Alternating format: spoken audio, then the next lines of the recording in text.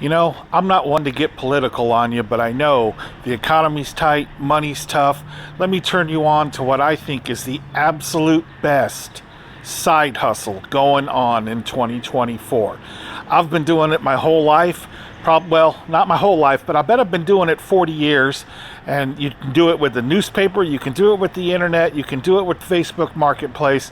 Let me tell you what I'm talking about, guys.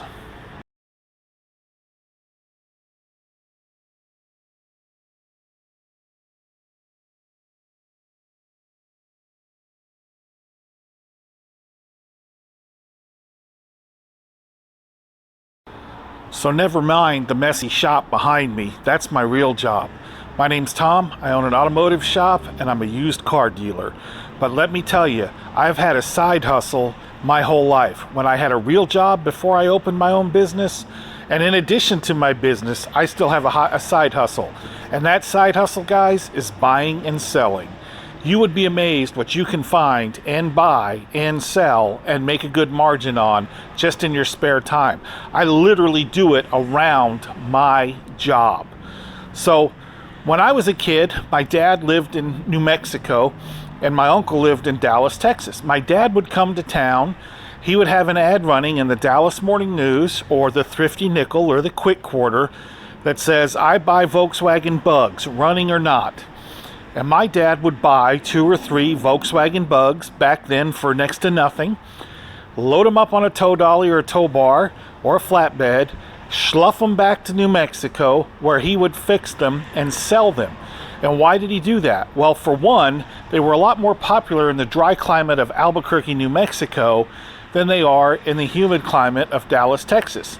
They were so plentiful in a big city that he was literally paying, in some cases, $50, $100, $200 for a car. Some he literally didn't have to do anything to but get home. So he would take them home, we would clean them up, he would put them up for sale, and that was his side hustle. And I thought, that's a pretty good idea. So when I moved out on my own, well, let me back up. This will make you laugh.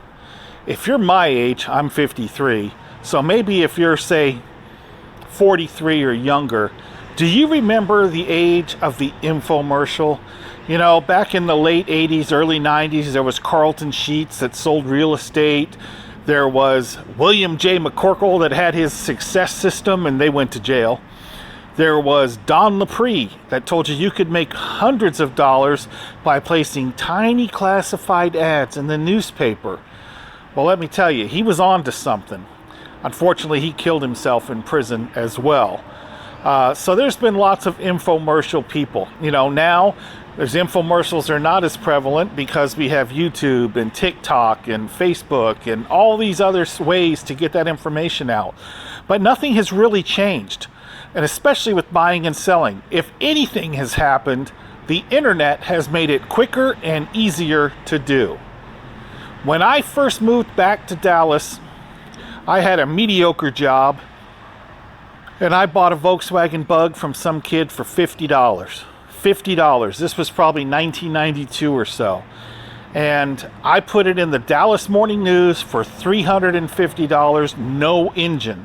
Because I pulled that engine out, my dad was going to fix the engine for me, and the body was not the best, so I was just going to sell it. Like 2 days later, a guy came to my house. He gave me $350 for the carcass. And I kept the engine. And I made $300. Back then, $300 was probably close to what my net paycheck was. So needless to say, after that, I was hooked.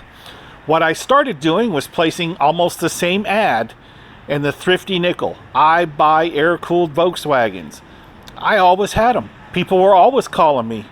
I'd fix them, I'd sell them. I'd have a running list of people that would answer my ad in the Dallas Morning News because they wanted to buy my Volkswagen. It got to the point where I almost didn't advertise. I had people just calling me wanting to buy Volkswagens. As the Volkswagen thing kind of weaned off, I started doing Volvos. Same thing. I buy Volvos. And you know what? People would call me. They'd have one broke down, broke timing belt, small repair. Some didn't need anything. And I would just buy them, take them home, fix them, sell them. So I've always liked to do buying and selling. And I'm thinking about, how does that work today for people that have a regular job or don't have a lot of time? How can that help them make the money they need to make to get along? So many people are working a part-time job, and that's even less time at home with your family. And that's a second boss that tells you what to do. And that's usually hours on nights and weekends if you have a full-time day job. That's not the quality of life you want. That's not what God intended us to do. So let me give you some ideas on how you can make some extra money, mostly at home, working for yourself, on your off hours, and how you can enjoy that. So first I want to talk about sourcing, okay? I've always said, if you're going to buy and sell stuff that you know about, that you enjoy, and that you have a good understanding of pricing on. So some people you see on eBay, they source clothes. They just go to Goodwill and they buy clothes, or Salvation Army or yard sales. They source clothes, they take them home, they put them on eBay. Some people do storage units. They buy a storage unit, they hope that they get a profit out of what was in the storage unit. They sell it on eBay, they sell it on Marketplace, they sell it on Craigslist. So those are good places to source. But there are also online auctions to the public that are available. Now, I use a couple here in Dallas. If you just go to your city and type in your city online auction in your Google search bar, you're going to find some. There's one company called HiBid, HIBID. I'm not sure if they're national or if they're just in Texas, but they have all different kinds of auctions. They're like a sourcing place for people that want to host their auction. So if you did a storage clean out, you took all your valuables, you might put it on HiBid and sell them that way. I have a guy that he does all sorts of consignment sales. He puts it on HiBid. I know a guy I follow on YouTube. He does storage cleanouts. He puts them on HiBid. So that might be a place to look. Now, you have to know what you're looking at. You have to go and inspect the stuff if at all possible. And you have to understand there's going to be some buyer's fees. But that is a great way to get stuff, if you can find stuff in your niche that you would like to sell. How I source a lot of stuff is by the tiny classified ad. One of the things I like to do, I'm a recreational shooter. I do reloading, and I have ads running all the time that say, I buy reloading equipment. Now, some of the ads, they don't work very well. Others, I might get 3 or 4 people that want to sell me stuff, so it just depends. But I'm using Facebook and Craigslist, and those are free. So that's where I source a lot of my stuff. When I was unemployed once, I did the same thing with lawnmowers. It was winter time. I was buying $5 and $10 lawnmowers. I did it all the way up to the spring. And then when the weather turned really good, guess what? We put the lawnmowers on Craigslist and Marketplace and blew out about 30 lawnmowers at $100 to $200 a piece. So that's a great side hustle. Now, why I say sourcing is obviously the most important thing is you don't make your money when you sell something, okay? You make your money when you buy it. What I mean by that is we all know about what this item is going to sell for. If you're a lawnmower guy, you know that that mower is going to sell for $100. That's what it's worth. If you're, into whatever, antiques, if you're into reloading equipment, if you're into quilts, if you're into worn blue jeans, whatever, you have an idea about what that sells for in the outlet that you're going to use. So where you make your money is in how low can you get that price when you're buying it. So if you're running ads that say, I buy blah, blah, blah, that is generally going to be your best way to get the lowest price. And here's why. Folks haven't thought about selling it until they saw your ad. That's the bottom line. There's no emotional attachment to, I'm going to sell this old lawnmower that's been sitting beside my house for 2 years. Because they just saw the ad. Oh, I have one. Let me see if he wants to give me $20 for it. His ad says he pays $20. So that's what I would do. If you're looking in the Craigslist or on Facebook, you can still find deals. But a lot of those sellers have gotten the idea that they're going to sell the item. So if you had that lawnmower, maybe they fixed it themselves. It's no longer one that would work for you. Maybe they at least took it out from their yard and washed it up so that it didn't look like it sat out for 2 years, and now they want $50 when really you wanted to give $20. So if you can catch people that were not thinking about selling until they saw your little ad, those are going to be your best deals.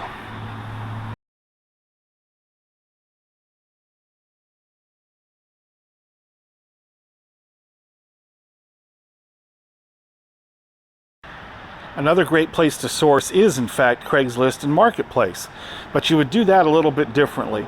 Generally, when I look at Craigslist and Marketplace, if I'm looking for a couple of specific items, say I'm just looking to come up with a good deal for my car lot, or I want to see if anybody's posted reloading equipment, that becomes a full-time job to an extent. So if you have a real job, you want to set a time maybe in the bathroom or on break where you're cruising Craigslist or Marketplace looking for these key items that you're after. I don't know if it still does it, but Craigslist used to have a feature where you could set an alert and it would email you when somebody used that keyword and placed an ad. So if I'm looking for cheap cars, I'm going to set my search criteria for cars sold by owner for the price of $500 to $4,000 search, because I want to see every car that comes up that meets that criteria. Now, why do I not put $0? Well, so many wrecking yards and people that are just trying to attract attention will put $1 or 1, 2, 3, 4 in the price range or something. So I usually put $500. That clears a lot of that out. If you're looking for lawnmowers, you're probably not going to do that. You're going to probably put, up to $75, because if it's a really good lawnmower, it might be worth a little more. If they want $75 and you're buying it in the middle of winter, they may take $50. And of course, it has to be close by because you're going to be driving around and you don't want to drive across town for a lawnmower. There. Now, another great way to source is in buying lots and cleanouts. So when you're on Craigslist or you're on Facebook and you're on that search bar for items, if you want CDs or if you want, decorative plates or whatever, type the word lot, L-O-T, into your search bar. So, auto part lot, you might get somebody that's closed their shop. Contractor's lot, you might get building supplies. Collectible lot. I've even had a guy, he searches lot all the time, and he's bought literally 30,000 albums from people because that's how he searched it. He's bought baseball cards. Now again, he knows a lot about music. He has a buddy that knows a lot about music, and he's a baseball card nut. So you have to know what it is you're looking for, and then you're going to type in the word lot, or even just lot, and see what comes up. Now understand, if you just type in lot with no other keyword, you may get a whole lot of stuff. But this same buddy has bought cases of Dr. Pepper that was some limited Dr. Pepper and put it on eBay and sold it. So very, very easy to do. You do it in the morning before you go to work, you do it at lunchtime, you do it before you leave work, and see what you can find. The good thing is, you don't have to start with thousands of dollars. Maybe you can only spare $50 and you can find something, or $100 or $200, because you're going to sell it quickly and have that money back in your pocket. And you then have the choice of growing your business or paying your bills. That's what you're after anyway, right? We all want to pay our bills quickly, more efficiently, or we have a special item we're trying to save for. We don't want to have the stress of bill collectors calling our house. We got our daughter's 16th birthday coming up and we want to get her a nice little used car. Whatever it is, there's always a need for extra money, and this is one of the best ways to earn it. Now, where are you going to sell this stuff once you get it? Well, I sell on Craigslist. Doesn't really bring a whole lot of success anymore, but it might just be what I'm selling. I sell on Facebook Marketplace. That's generally stuff that is too big to ship and not so expensive that I don't mind just setting it on my porch and hoping that the people pay me for it when they drop off if I'm at work. I sell on eBay. And eBay is great in that you get a national coverage, so there's a lot of potential buyers. eBay sucks because you have seller fees. And if there's ever a problem, eBay is always going to side with the buyer. That's just the way eBay works. But, if you're the only one that has a whoosy what's it in your neighborhood and nobody wants a whoosy what's it in your neighborhood, Marketplace might not work.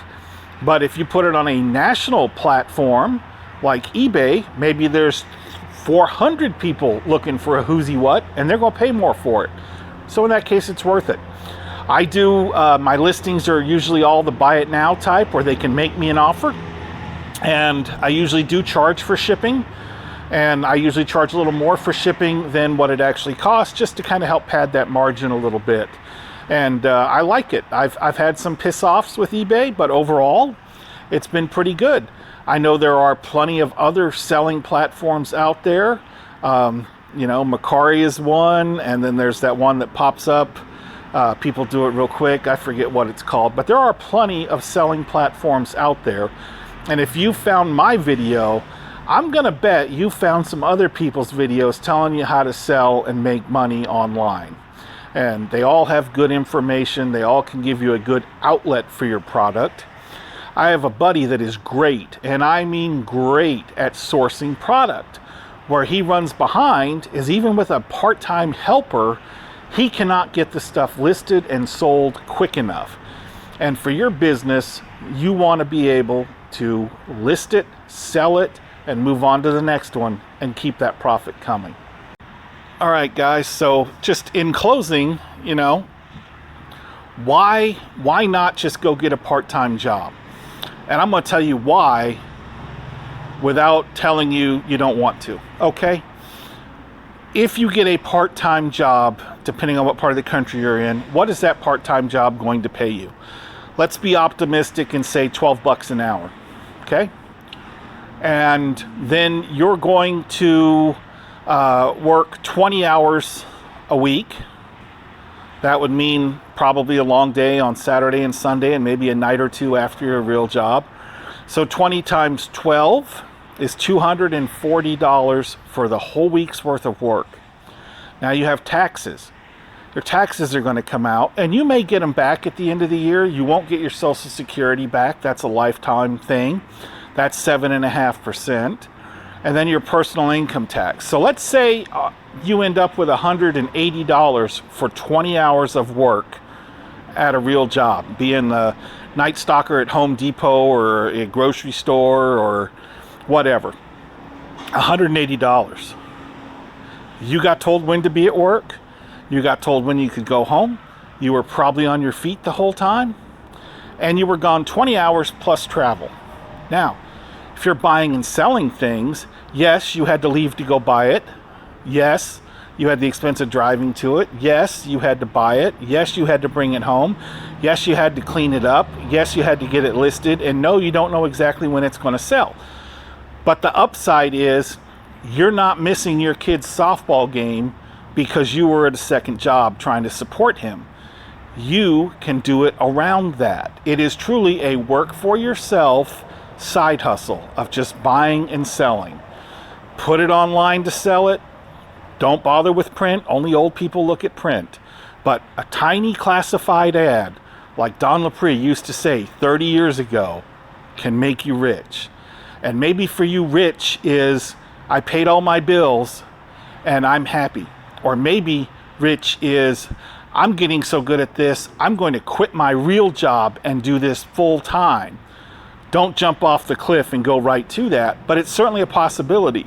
The internet is full of home-based businesses buying and selling items, drop shipping items, new items, used items, whatever, being sold online, allowing more and more people to work from home and make a good living. So I hope this has sparked some thought in you and will help you to get out there and do something. Don't go work a part-time job or deliver pizzas. Go buy something and sell it. You won't regret it. Thanks for watching my channel, guys. I appreciate it. As always, a like, a thumbs up, a subscribe. That would be awesome. It's not just car content. It's all sorts of interesting stuff. Thanks for watching. Y'all take care.